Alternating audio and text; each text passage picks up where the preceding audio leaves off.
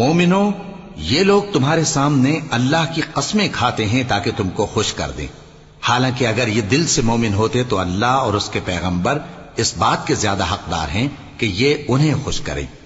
کیا ان لوگوں کو معلوم نہیں کہ جو شخص اللہ اور اس کے رسول سے مقابلہ کرتا ہے تو اس کے لیے جہنم کی آگ تیار ہے جس میں وہ ہمیشہ جلتا رہے گا؟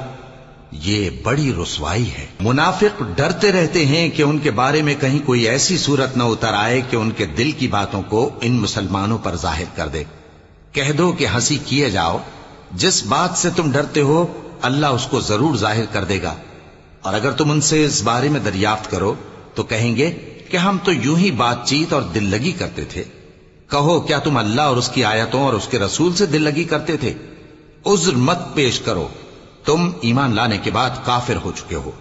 اگر ہم تم میں سے ایک جماعت کو معاف کر دیں تو دوسری جماعت کو سزا بھی دیں گے، کیونکہ وہ گناہ کرتے رہے ہیں۔ منافق مرد اور منافق عورتیں ایک